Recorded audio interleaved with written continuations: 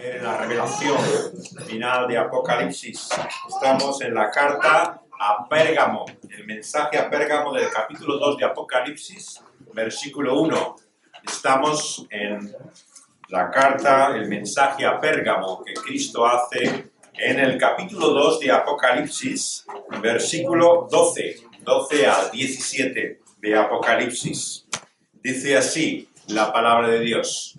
Cristo da este mensaje a la iglesia también, no solamente en Pérgamo, sino a nosotros. Dice así la palabra de Dios. Y escribe al ángel de la iglesia en Pérgamo, el que tiene la espada aguda de dos filos, dice esto. Yo conozco tus obras y dónde moras, dónde está el trono de Satanás, pero retienes mi nombre y no has negado mi fe, ni aun en los días que Antipas, mi testigo fiel, fue muerto entre vosotros, donde mora Satanás. Pero tengo unas pocas cosas contra ti, que tienes ahí a los que retienen la doctrina de Balaam, que enseñaba a Balac, a poner tropiezo ante los hijos de Israel, a comer de cosas sacrificadas a los ídolos y a cometer fornicación. También tienes a los que retienen la doctrina de los nicolaitas, la que yo aborrezco. Por tanto, arrepiéntete, pues si no, vendré a ti pronto y pelearé contra ellos con la espada de mi boca. El que tiene oído, oiga lo que el Espíritu dice a las iglesias.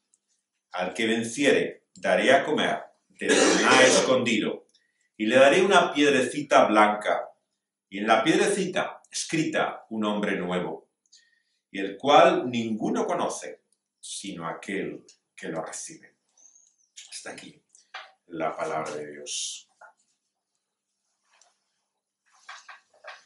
¿Cómo sería una ciudad en la cual tuviera su trono, su morada Satanás?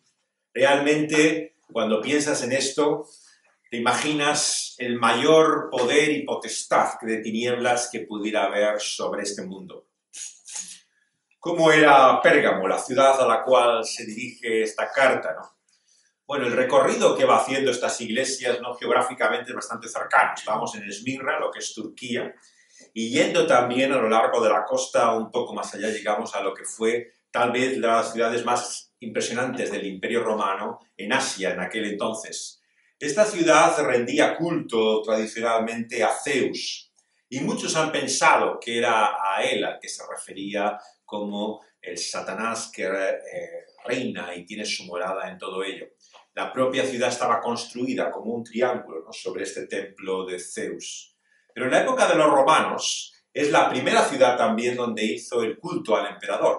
Sabéis que los césares decidieron recibir un culto divino, lo que provocó la persecución de los cristianos, ¿no?, en el imperio. Y precisamente en Pérgamo es donde en Asia establecen por primera vez un culto al emperador, a César Augusto, ¿no?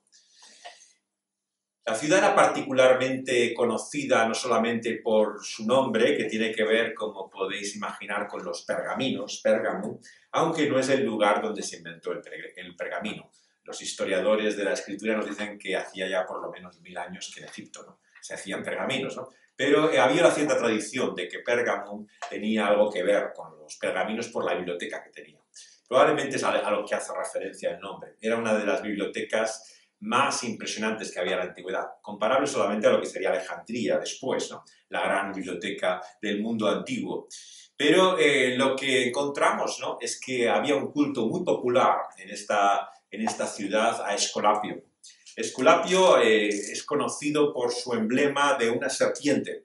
Es parecido al de los farmacéuticos. Tiene que ver con todo el famoso también voto que hace un médico cuando adquiere la profesión médica. Desde Galeno, que es el médico de la antigüedad, digamos, patrón de todos los dedicados a la sanidad, ¿no?, a la medicina, hay un voto en particular, ¿no?, que hace referencia siempre a este tema de Esculapio, en el cual estaba vinculado a la sanidad. Pero claro, para aquellos que conocemos la Biblia, como eran los judíos y nosotros como cristianos, la serpiente tiene un significado muy diferente que lo pudiera tener para ellos. Para ellos era el mal simplemente que podía quitar las artes médicas. Para nosotros, claro, nos recuerda mucho más a esa figura que es Satanás desde el principio. Así la identifica Apocalipsis, ¿no? Satanás era la serpiente antigua, dice en el Génesis, ¿no? Por lo tanto, ¿a qué Satanás se refiere nuestro texto, ¿no? Es difícil y como en todo el pasaje que acabamos de leer, muchos han identificado muy precisamente y concretamente una de estas imágenes con Satanás o el diablo, pero no podemos, a la luz del texto, decir que se refería a una sola de estas cosas, ¿no? A las que se hacía culto en la ciudad. Lo que podéis ver es que era de todo menos cristiana esta ciudad, ¿no? Y efectivamente, por lo tanto, muy cercana y próxima a la situación en que vivimos. Hay muchos cristianos que en la manera en que hablan parece que fuera imposible, ¿no? Vivir como cristiano en una ciudad o en un lugar donde no se rinde respeto, donde no hay culto o reverencia a Dios, ¿no? Estos días que estaba en Ginebra me contaban que había una gran discusión, ¿no? En el Consejo de la Ciudad porque había una propuesta entre las muchas que traen en los referéndums que hacen, me contaban que hasta 20 veces van a votar al año en Suiza, ¿no? Los ciudadanos, ¿no? Sobre todo tipo de cosas, ¿no? La mayor parte ni siquiera se molesta ya casi en votar, ¿no? Porque son tantas cosas, ¿no? Que ni siquiera saben de lo que hablan las votaciones, ¿no? Pero una de ellas implicaba quitar el nombre de Dios de la ciudad. El lema de la ciudad de Ginebra viene de la Reforma y es el lema post tenebras luz, después de las tinieblas la luz, ¿no? Que era el lema de Calvino, ¿no? Cuando en la Reforma, en la ciudad, digamos, se adquirió en 1536 la convicción de que la palabra de Dios debía ser sola la autoridad, ¿no? En la iglesia. Y la catedral, la iglesia romana que había, se convirtió en una iglesia reformada hasta el día de hoy, ¿no? Y en este tiempo, claro, nada queda, ni de esa Ginebra, ¿no? Ni de la Europa que conoció la Reforma, ¿no?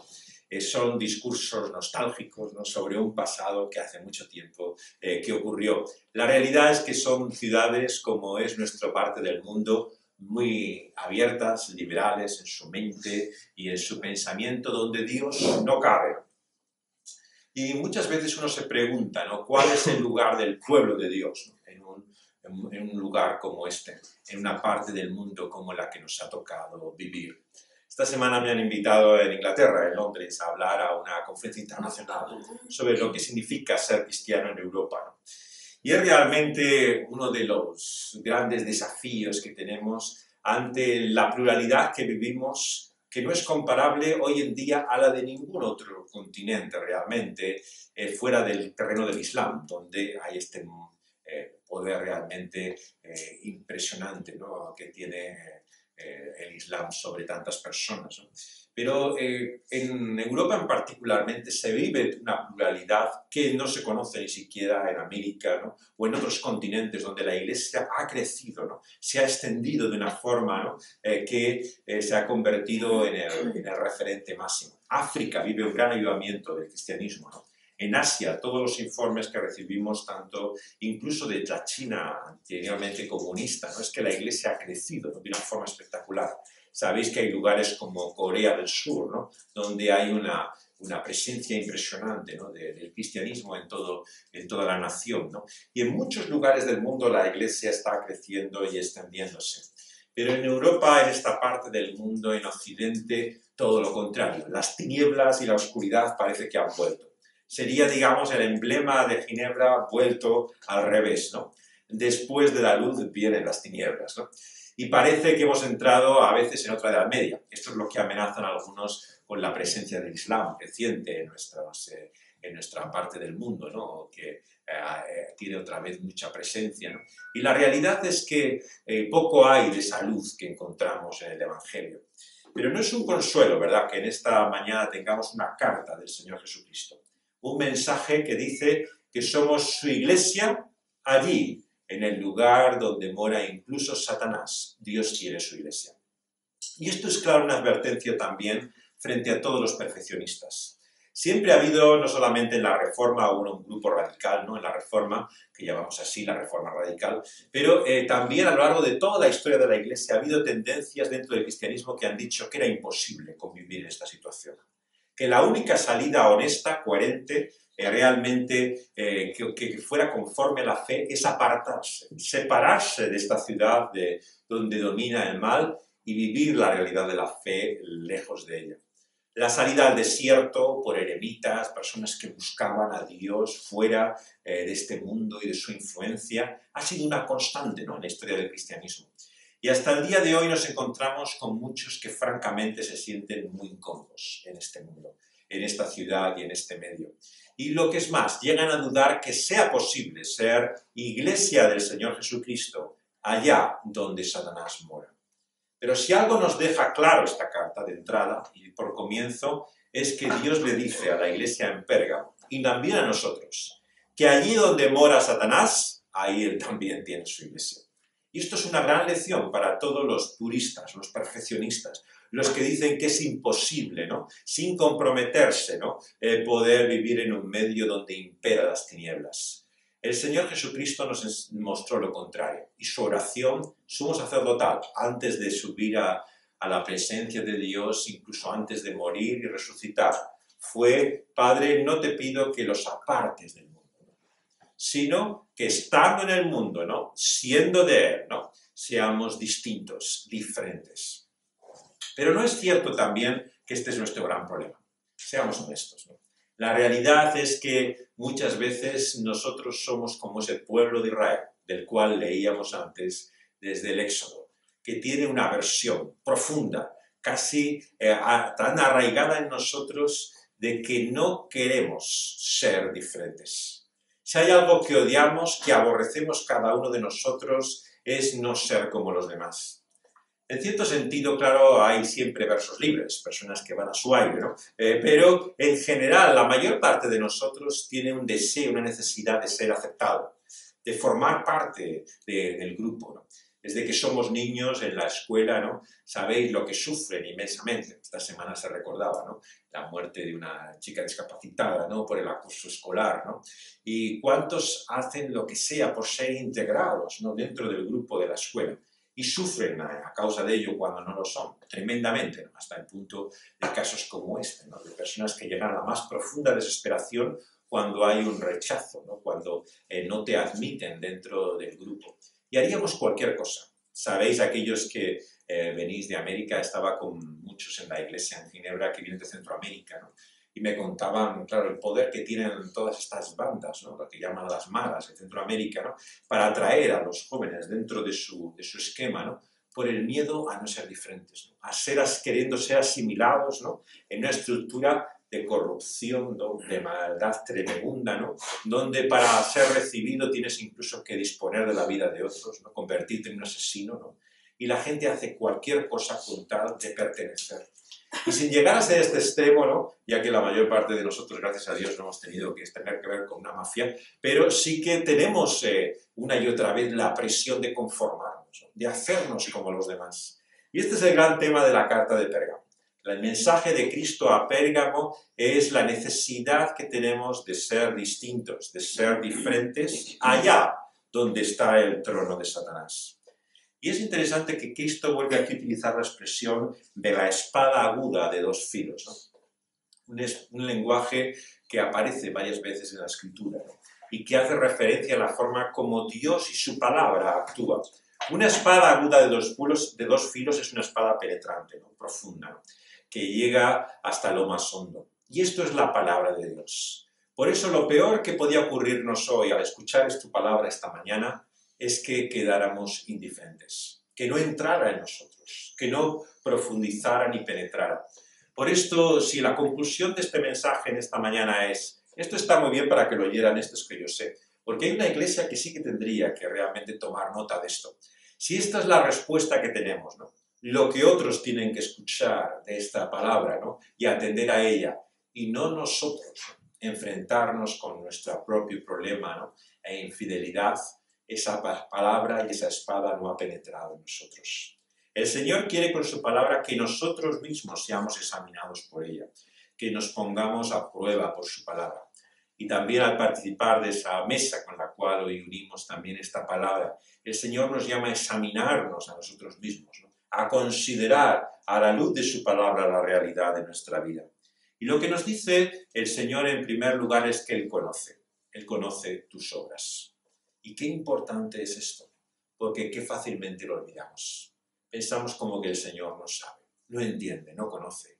Confundimos nuestra propia imagen, cómo los demás nos perciben, con la manera en que Dios, que todo lo conoce y lo sabe, tiene de esa forma la percepción clara de quiénes somos nosotros. A Él no le podemos engañar, a Él no le podemos esconder nada. Él sabe todo lo que hacemos, conoce nuestras obras.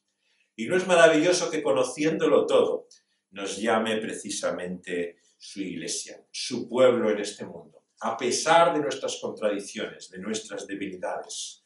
Por eso tenemos que tener mucho cuidado cuando juzgamos a una congregación e iglesia en el nombre del Señor Jesucristo. Porque Cristo mismo no se avergonzó de ciertas iglesias que vivían como Pérgamo, en una cierta infidelidad. Y por eso tenemos que poner guarda a nuestros labios cuando juzgamos también sobre ciertas congregaciones, iglesias, ¿no? Por la infidelidad que haya en ellas. Porque Cristo la pone en evidencia, pero vemos que sin embargo la reconoce como suya. Algo característico en estas cartas de Cristo a las iglesias, ¿no? Es que comienza siempre por lo positivo. Bueno, podríamos tomar esto superficialmente, como una estratagema. Sabéis que se hace mucho, ¿no? Psicológicamente, ¿no? Para dirigirse a una persona con un tema difícil, se le saca lo bueno para intentar relajar a la persona, ¿no? Y que de alguna manera pueda tener un buen ambiente la conversación. Pero claro, el Señor no entiende estas formas de cortesía. No se trata simplemente aquí de una estratagema manipuladora, ¿no? Psicológicamente de la persona. Se trata de una sabiduría divina. Y es por eso que no deberíamos despreciar esta norma como una mera forma de cortesía. El Señor nos muestra aquí, ¿no? Que cuando le dice a esta iglesia que conoce sus obras, que mora en el trono de Satanás, pero retiene su nombre, ¿no? Y no ha negado su fe, ni aun en los días en que su testigo fiel, Antipas, fue muerto. Está algo más que reconociendo lo bueno de esta iglesia. Está mostrando, en definitiva, cuál es la señal, la evidencia de esa fe que hay en la iglesia de Pérgamo. Ellos toleran lo intolerable, vamos a ver a continuación. El error, la doctrina falsa, la enseñanza de hombres que no debieran estar en esa iglesia ni tener nada que ver con ello. Pero sin embargo, qué sorprendente, ¿verdad? Que Jesús, sin embargo, reconoce que en su fe han retenido la realidad de su nombre en medio de esa circunstancia adversa. Y eso nos habla cómo la fidelidad a Dios, ¿no? Muchas veces puede convivir con cierta excesiva tolerancia, lo que llamamos permisividad, ¿no? La permisividad es el permitir, digamos, que ese mal no solamente nazca, sino crezca, que permanezca al lado tuyo, ¿no? Aunque tú no te veas totalmente comprometido con ello, ¿no? Es una de las grandes tentaciones siempre en la iglesia cristiana, el convivir, ¿no? Con esa medida de infidelidad, ¿no? En la cual uno no es partícipe plenamente, ¿no? Pero permite su existencia, ¿no? Y el Señor tiene términos muy duros, ¿no? Expresiones muy claras de advertencia, ¿no?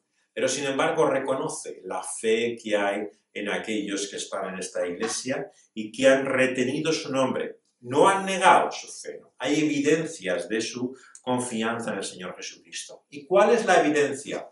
La evidencia es, como podéis ver, el martirio mismo de un hombre que conocemos aquí por su propio nombre, Antipas. Hay muy poco que sabemos de Antipas, hay alguna referencia en la historia de la iglesia a él, pero no sabemos gran cosa de lo que ocurrió con este conflicto.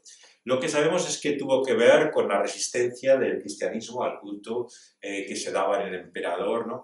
Y que hizo que padecieran muerte terriblemente algunos hombres. La tradición dice que Antipas fue incluso asado vivo, ¿no? O sea, que tuvo una muerte terrible, ¿no? En esta ciudad, ¿no? A causa de su martirio, ¿no? El caso es que está escrito su nombre de una forma especial, ¿no? Como un testigo, que es lo que significa mártir. Un mártir es alguien que da testimonio del Señor Jesucristo, y en este caso con su propia vida.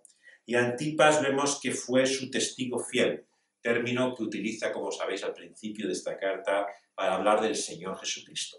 Es uno de las declaraciones realmente más impresionantes que el Señor puede decir de alguien, que es su testigo fiel, ¿no? Y esto es lo que fue también Antipas de él. Y él fue muerto entre ellos. Allí, repite, donde mora Satanás. Pero Siempre hay un pero, ¿verdad? En esta vida siempre llegamos a un punto y cuando alguien, sabes, que te empieza a hablar, ¿no?, de lo bueno que es, lo que has hecho, la oportunidad que tienes, lo que se ha logrado, conseguido, uno ya se adelanta en sus pensamientos, ¿no? Ya te adivinas que va a llegar el pero, y estás esperando, ¿no?, que llegue realmente lo que te quiere decir. Bueno, aquí no habla así el Señor Jesucristo, ¿no? Obviamente que lo que Él tiene que decir, lo tiene que decir, ¿no? No es simplemente una forma de cortesía, ¿no?, el reconocer la fe. Es un hecho importante y por eso no debemos tampoco pasarlo por alto, ¿eh? Porque a veces cuando hablamos de otros creyentes, otras iglesias, tristemente, ¿no? O sea, falta hasta ya no digo la cortesía más elemental, ¿no?, sino ningún reconocimiento de fe posible, de confianza y fidelidad.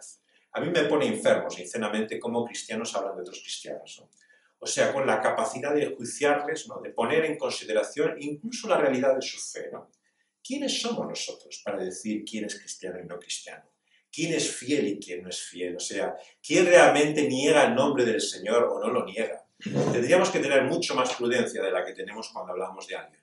Fijaos que el Señor, que todo lo sabe, es capaz de reconocer esta fe y mostrar tantas contradicciones, como vemos a continuación.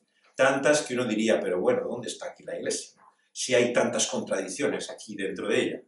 Pero eso es lo que la verdad nos muestra de Dios en Cristo Jesús, ¿no? Una Iglesia también que sufre, ¿no?, de estas contradicciones. Y dice que son pocas, ¿eh? O sea, que también tenemos que verlas en perspectiva. Versículo 14. Tengo unas pocas cosas en contra de ti. A veces nos falta esa medida, ¿no?, ese equilibrio, ¿no? Uno ve tanto lo malo, lo negativo, que es que se agranda en tu mente, ¿no? Es como cuando uno observa, ¿no?, a una persona, ¿no? Estás, de cierta forma, atraído a ella, te gustan cosas de esa persona, ¿no?, pero descubres como una mancha, ¿no? Y esa mancha es que cada vez que vas tratando con ella y la conoces, se va agrandando. Y se va volviendo tan grande la mancha, ¿no?, que finalmente ya no ves más que la mancha de esa persona, ¿no? Ya has perdido la perspectiva, ¿no? Ya no te das cuenta de lo bueno que había en esa persona, de lo que reconoces, de lo que admiras, sino que te has quedado en esas pocas cosas, ¿no?, que es el punto negativo, y se han ampliado en tu mente de tal forma que ya no eres capaz de ver, ¿no?, lo más elemental, lo básico, ¿no?, que es la fe que hay en ella. Pero había unas pocas cosas que el Señor tenía contra esa iglesia, ¿no?, que tienen importancia, trascendencia, como vamos a ver incluso ante el juicio del Señor. Y tienen que ver, en primer lugar, con la doctrina de Balaam. Balaam hemos leído sobre él en Números, y es un personaje enigmático, ¿verdad? Hay pocos individuos tan extraños, ¿no?, como hay en la historia de Números como Balaam. En Balaam encontramos, en primer lugar, lo que parece un profeta, evidentemente, alguien que habla en el nombre de Dios. La historia que hemos leído, recordáis, aquellos que estabais ya en la reunión, hemos empezado a leer en el Números, ¿no?, en el capítulo de Números, en el cual están en este viaje, ¿no?, en medio del desierto, el pueblo de Dios, ¿no?, y hemos leído cómo Dios se muestra, ¿no?, también en medio de un conflicto, ¿no?, que tuvieron, ¿no?, estos judíos en el capítulo 22, cuando un pueblo, Moab, de donde vendría Ruth, el pueblo de los moabitas, tenía un rey llamado Balac. Y Balac se llena de miedo ante la presencia de Israel en medio de su territorio. ¿Por qué? Porque la fama que le rodea es que los que se enfrentan a Israel han acabado absolutamente arrasados, ¿no? Y entonces Balac tiene miedo. Y el miedo acude a esta figura que se nos presenta como Balaam, el hijo de Peor. Bueno, ¿quién es Balaam? En primero no se nos dice incluso ni su raza, ni su pueblo, ni su familia, ni de dónde viene, ¿no? Lo que está claro es que Dios habla por medio de él. Porque lo que vemos es que es Dios también el que le da instrucciones, el que le pone palabras, y el que le dice que no va a poder decir nada más que lo que él quiera. Y él mismo lo confiesa. Una de las cosas sorprendentes que dice Balaam a Balac es que yo no puedo decir una sola palabra más allá de lo que Dios dice. O sea, es un instrumento de Dios plenamente, totalmente. Esto, incidentalmente, es, por cierto, una gran prueba de la fiabilidad de la Escritura. Cuando Dios habla por medio de un hombre, como puede ser Balaam, no puede hablar de una forma que, por un lado, está su verdad y, por otro, lo que nosotros le añadimos, lo que nosotros percibimos, lo que nosotros pensamos, unido a esa palabra. No. Cuando Dios habla por un profeta, vemos que habla lo que Él quiere que hable. Y esto es realmente un mensaje para nosotros de confianza en la Escritura. Dios no ha dado su palabra, digamos, como una inspiración que luego cada uno la ha interpretado, ha percibido lo que había en ella. No. Cuando Dios habla, es su palabra la que escucha. Y claro, Balaam es un personaje que claramente está puesto bajo duda. El camino de Balaam, al que hace referencia Apocalipsis, como vemos aquí, es evidentemente un camino de maldad. O sea que Balaam es un profeta, pero un profeta que está bajo el juicio de Dios, ¿no?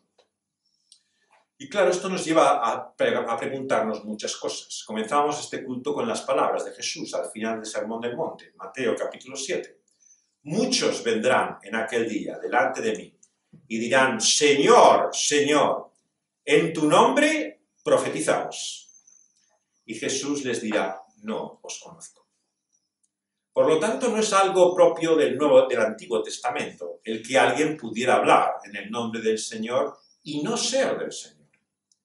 Es también en el Nuevo Testamento, nos dice Jesús, la realidad de aquellos que vengan a su presencia y en su nombre profetizaron, pero Él les diga, no os conozco.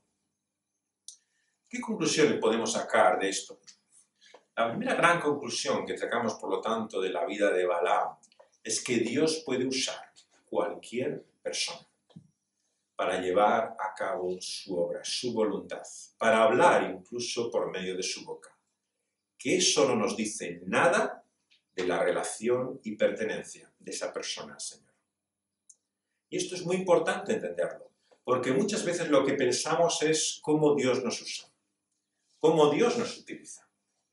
Y algunos, por la gracia de Dios, hemos sido usados de forma sorprendente, ¿no? El Señor nos ha utilizado, pero eso no dice nada sobre la relación que tenemos con Dios. A Dios no le importa en primer lugar la utilidad, el beneficio que puede hacer de nosotros, sino que vemos que cuando el Señor nos mira, lo que se preocupa es de nuestra relación, pertenencia con Él. ¿Somos suyos o no somos suyos? Esa es la pregunta que tenemos que hacernos. No si Dios me utiliza, si Dios me usa. ¿Qué ocurre con muchos falsos maestros en la iglesia hoy? ¿Qué te dicen sus defensores? Es que el Señor le ha usado inmensamente. Tiene una iglesia de 3.000 personas. La gente en televisión le siguen a millones en todo el mundo. Dios ha obrado grandes cosas por ellos. Amén, muy bien. Pero eso no me dice una sola palabra sobre lo que es esa persona delante del Señor. Lo que me dice es que Dios la utiliza. Y yo no lo pondré en duda. Por lo tanto, el argumento no es discutir el hecho de que Dios use a ciertas personas. ¿Por qué? Porque hasta una burra Dios usó en la historia de Balaam.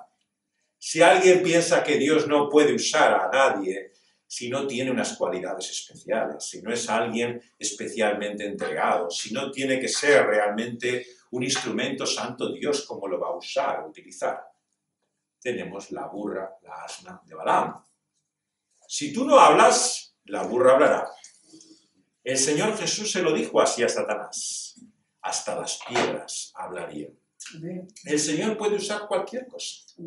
Puede usar hasta las piedras y las burras. Así que no pienses que eres especial, porque el Señor te ha usado. Claro, es que yo tengo esto que tiene el Señor, ¿no? Que sabe que hay en mí, y por eso me usa. No, no seas necio. El Señor puede usar cualquier cosa, cualquier persona. Él no depende de ti. Tú eres un mero instrumento en sus manos. Y comprender esto importa realmente para poder darnos cuenta de lo que somos, para no confundirnos, ¿no? Porque muchos pueden llegar a estar equivocados al respecto de esto. Y lo que vemos es que Balaam nos dice, y aquí se hace referencia al rey de los moabitas, a Balac, ¿no?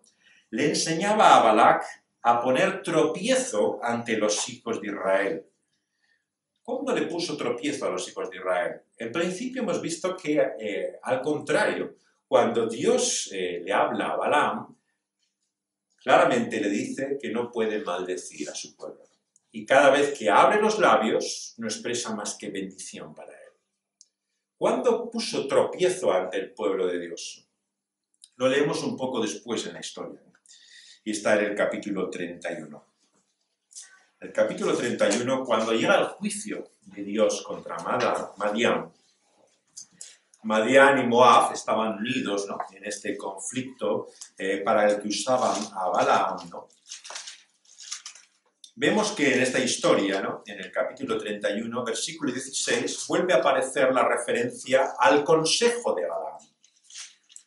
Dice aquí en Números 31, verso 16, «He aquí que por consejo de Balaam, ellas, refiriéndose a las mujeres del versículo anterior, 15, ellas, vemos, fueron causa de que los hijos de Israel prevaricaran contra el Señor en lo tocante a Baal-peor, por lo que hubo una mortandad en la congregación del Señor». ¿Qué es lo que estas mujeres eran y habían hecho? Si vamos algo antes en la historia, no podemos leer todos los capítulos, ¿no?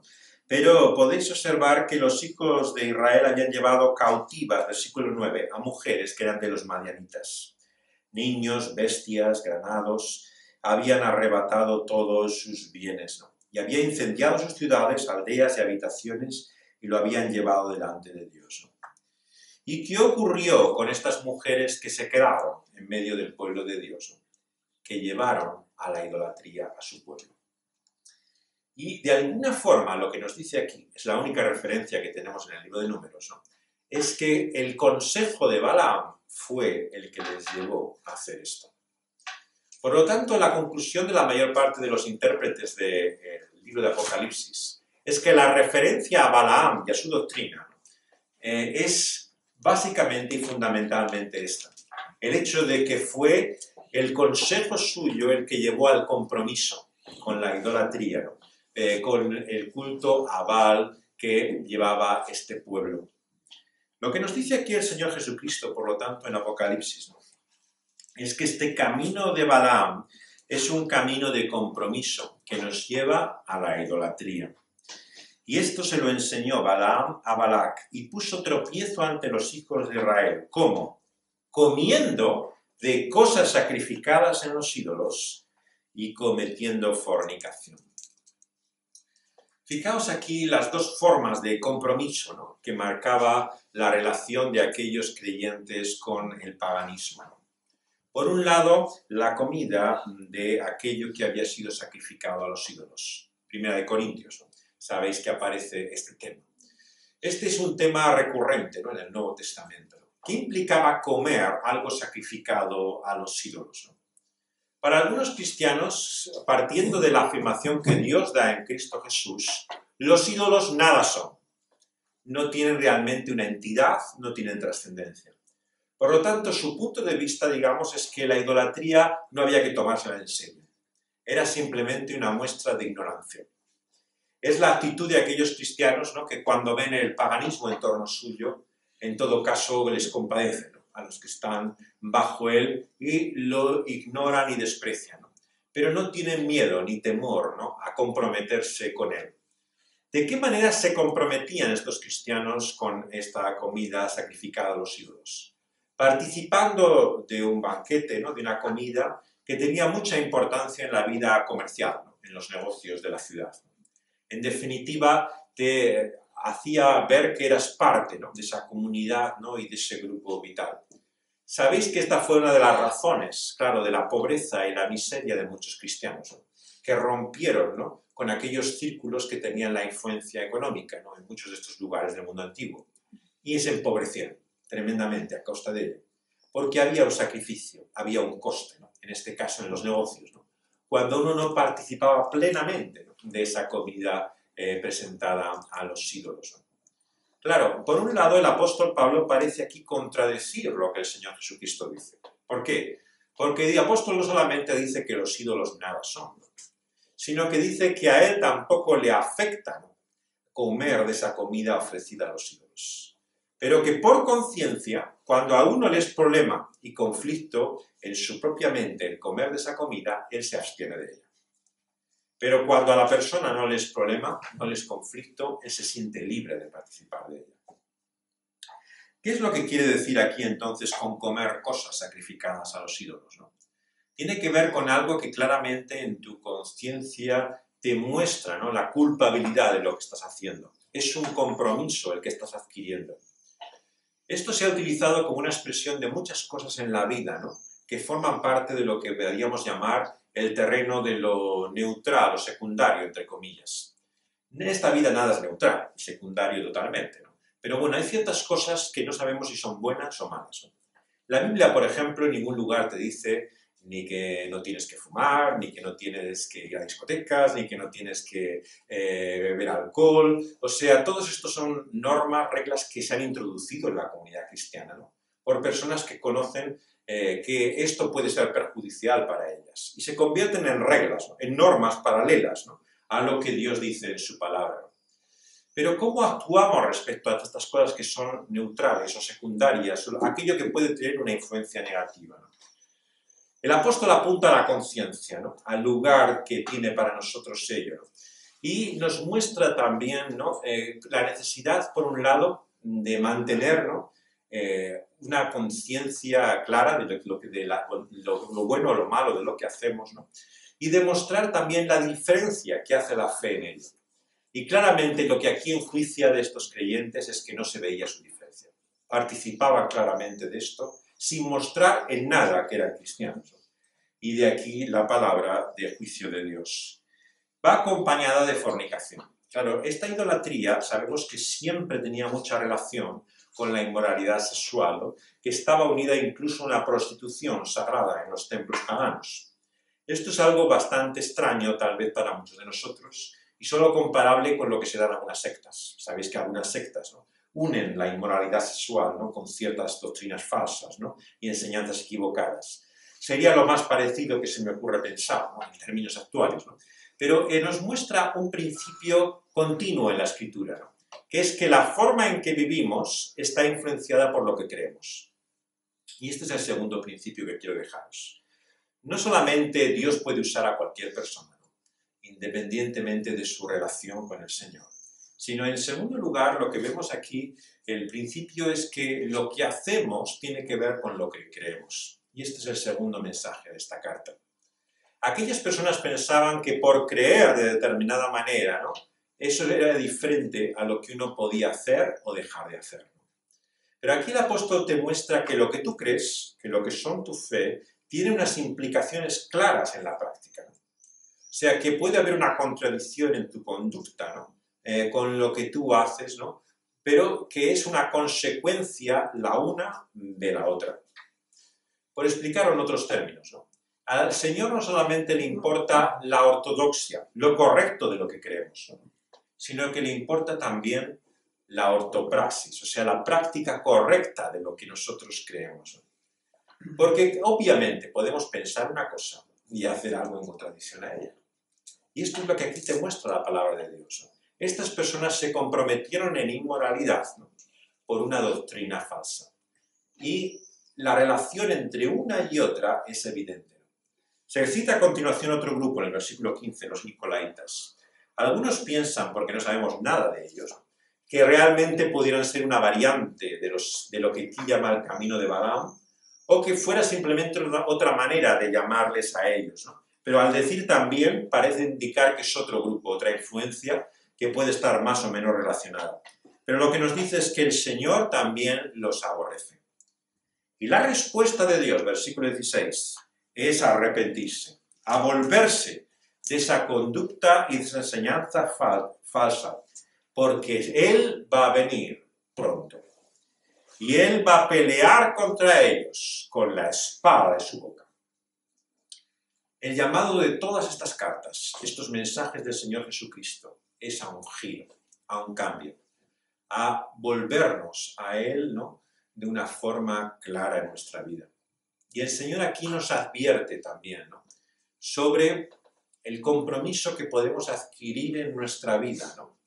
Con aquellos que sirven a otros dioses, que tienen en su idolatría otras expectativas y otro centro de vida que el que tenemos nosotros. Y te dice, cuidado con la comunión, con el comer con aquellos que están disfrutando de lo que se sacrifica a ídolos, a dioses falsos, porque tu fe se compromete con ello. Y cuidado con la inmoralidad sexual, con todo lo que está unido también a esa idolatría, a la expectativa, ¿no? De lo que puede esperarse de cualquier otra cosa o persona que solo Dios puede darte. Y el Señor nos dice que nos volvamos a Él, que nos arrepintamos, porque Él viene, y viene pronto. y su boca nuevamente aparece la imagen de la espada. Peleará contra ellos con esa espada de su boca. Su palabra es la que vence. Así que el que tiene oído, oiga lo que el Espíritu le dice a las iglesias. El que venciere, él le dará de comer de ese maná escondido, una piedrecita blanca, y en la piedrecita escrito un nombre nuevo, el cual ninguno conoce, sino aquel que lo recibe. Sobre este último versículo se han escrito toneladas de papel, así que no voy a explicaros todas las posibles variantes de cada una de estas imágenes, ¿no? Ha despertado la imaginación de muchos de los intérpretes y comentaristas. ¿Qué es el maná escondido? La piedrecita blanca, el nombre que nadie ha sabido, ¿no? Son cosas para pensar toda la vida, ¿no? Y en cierto sentido te acompañarán siempre como preguntas. De que sería una necedad para mí explicaros qué es cada cosa. No lo sé, obviamente, ¿no? Pero sé las cosas más importantes que podemos entender a la luz de estas imágenes, ¿no? Más allá del detalle, del aspecto concreto. ¿Qué quiere decir con que Dios nos da el maná escondido? Yo creo que es un contraste con la comida sacrificada a los ídolos. O sea, el pan, el alimento que Dios nos da, ¿no? Que es para nosotros Cristo Jesús, el pan de vida. No es comparable, ¿no?, con la comida que en este mundo encontramos ofrecida y sacrificada a los ídolos. Está comparando la mesa de Dios, ¿no?, con la mesa del altar de aquellos que ofrecen a los dioses, ¿no?, sus alimentos. Está comparando lo que es la comunión con Dios, ¿no?, de la comunión con los ídolos. Es obvio que es a esto a lo que se refiere. ¿Por qué escondido? Bueno, porque no era muy visible. Sabéis que el maná, la comida que caía del cielo, el pan, era tan fino, ¿no?, que casi había que recibirlo recogiéndolo del suelo como una escarcha, ¿no?, que cubría todo. No tenía mucha aparente entidad. Y por eso muchos se preguntaban si realmente era alimento, si realmente llenaba esa comida, ¿no? Pero tenía ese efecto maravilloso, asombroso, ¿no?, que era verdadero alimento. Y la comida de Dios no siempre es evidente, ¿no?, que realmente llene y sea de sustento, que pueda alguien vivir de ella. Y para aquellos hombres de negocios, claro, lo que Dios les ofrecía, la vida que tenía en Cristo Jesús, no era comparable con el alimento y el pan que podían conseguir por sus acuerdos, por sus negocios, por la manera en la que se comportaban, ¿no?, en su comercio. Y está aquí llamando también a darse cuenta de cuál es nuestro verdadero alimento, nuestro sustento, ¿no? ¿De qué vivimos en definitiva, ¿no? ¿De lo que el mundo depende de esos ídolos o de lo que Dios nos da en Cristo Jesús? Y Él nos dice que el que venciere, Él dará de comer de ese maná escondido. O sea, hay una lucha en la cual el Señor promete saciarnos y llenarnos cuando por fe esperamos ser sustentados por Él, alimentados por Él. Y a ese maná escondido le acompaña una piedrecita blanca. Bueno, la piedrecita blanca la he intentado identificar de muchas maneras, piedras mágicas, tradiciones judías de que caía con el maná, piedrecitas, ¿no?, cosas bien raras, ¿no? Pero en realidad la mayor interpretación que se suele dar tiene que ver con la entrada, que era la invitación a un banquete, a una comida, que es nuevamente el contexto en el cual está hablando, parece, el Señor Jesucristo. Una persona, cuando era invitada a participar de una fiesta, de una comida, de un banquete, le daba una piedrecita blanca. Entonces, la interpretación mayoritaria de muchos es que aquí se refiere a lo que es la entrada en ese banquete, en esa fiesta eterna. Y esta entrada y banquete, que es la piedrecita blanca, ¿no?, el Señor se la da, ¿no?, a todos aquellos, ¿no?, que vemos que le siguen así fielmente. Y en ella está escrito un nombre, por último. Un nombre que ninguno conoce, sino aquel que lo recibe. Alguien me preguntaba esta semana, curiosamente, de los que estaban en el retiro que estuvimos, mi familia y yo, en Suiza, en las montañas, ¿qué era esto del nombre que Dios nos da? ¿Nos va a dar otro nombre o es el mismo nombre? ¿Qué nombre cree usted que es el que se refiere aquí, ¿no? Y la verdad es que no se especifica ni se dice claramente a qué se refiere, ¿no? Esto que es un nombre desconocido. ¿Es el nombre de Cristo? Yo creo que no, porque si fuera el nombre de Cristo sería el nombre del Señor, de aquel que servimos. No hay nada desconocido en el nombre de Cristo. Algunos han pensado que era ese el nombre, ¿no?, que el Señor te dará, escrito como la idea de pertenencia. Yo creo que hace referencia más bien a un nombre nuestro, ¿no? A un nombre que recibimos en relación con Él, ¿no? Con el Señor, ¿no? Pero que de alguna manera todavía no conocemos, ¿no? Que el Señor nos otorga. ¿Significa esto que nos va a cambiar de nombre? Me preguntaba, ¿no? Que ya no voy a llamarme así, no se voy a llamar de otra manera, ¿no? Lo que quiere decir es que el Señor nos va a hacer totalmente nuevos. Fijaos la promesa de este versículo finalmente. Que ese maná escondido, esa piedrecita y ese nombre nuevo, sino que no habrá quien nos conozca. Que seremos totalmente de acuerdo hechos a la voluntad de Dios. Que ya no habrá más infidelidad, más compromiso. Que ya no habrá realmente más cosas que tenga el Señor en contra nuestra. Porque esto es en definitiva lo que ahora nos separa de Él, lo que pone obstáculos, impedimentos, lo que hace que no disfrutemos de su comunión. Tenemos delante nuestro una vez más la mesa del Señor, que es la comunión que Él mismo nos invita a participar por medio del pan y el vino que nos recuerdan a Él. Y el Señor nos llama a examinarnos, a considerar nuestra vida. Pero ¿qué tenemos que considerar y examinar a la luz de la comunión que tenemos con Dios?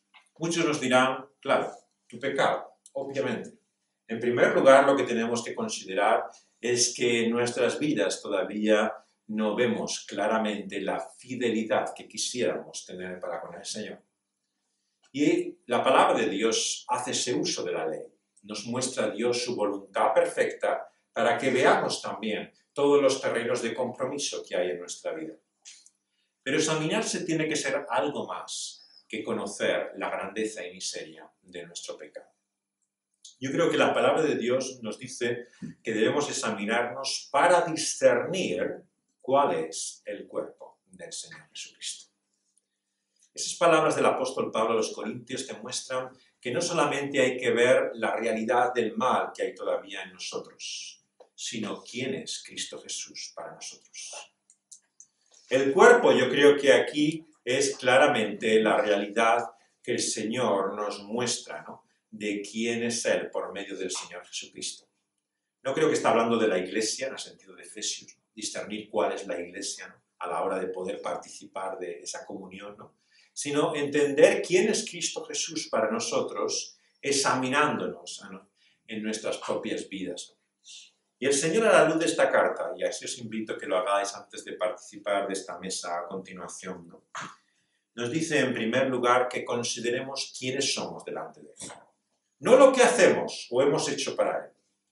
El Señor nos ha usado de muy diferentes maneras. Hay algunos aquí que pueden decir que el Señor les ha utilizado de una forma asombrosa en su vida. Pero no es esto de lo que yo hablo, ni lo que al Señor le preocupa en este momento, sino quién eres tú delante de Él. Y la pregunta solamente es una: ¿eres del Señor o no eres? No hay otra pregunta que hacer. El Señor dirá en aquel día: ¿no os conozco? O venid a mí, ¿no? Benditos porque sois de mi Padre. ¿Qué significa ser conocido por Dios? Ser del Señor es que el Señor te conoce y sabe no solamente la realidad de tu vida, sino que perteneces a Él. Eres posesión suya, propiedad de Cristo Jesús.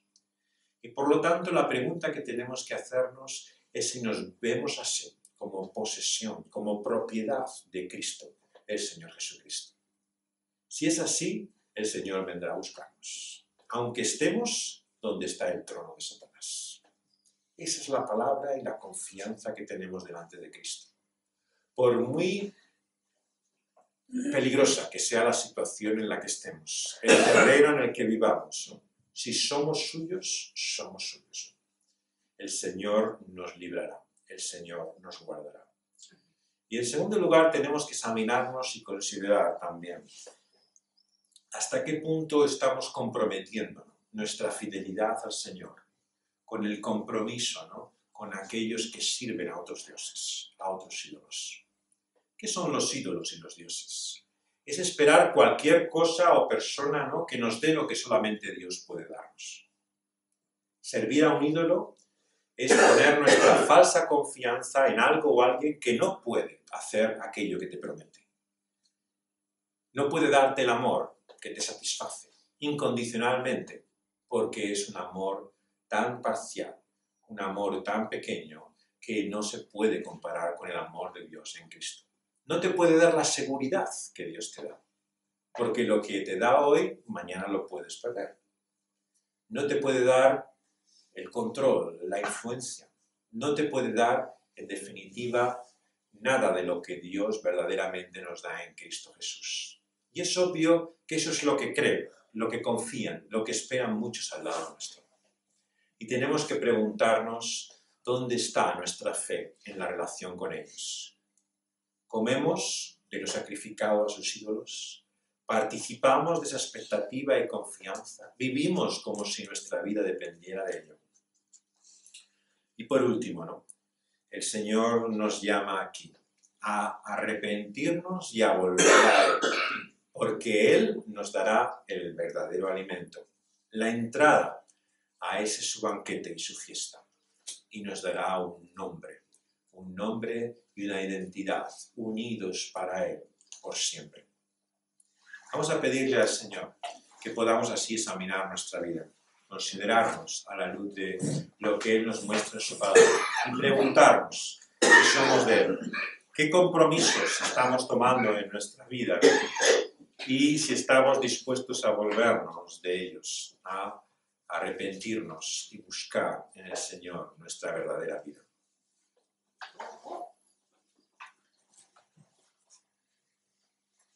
Oh Dios, venimos ante ti, conscientes, Señor, de lo que realmente somos. Tú lo sabes, tú lo conoces.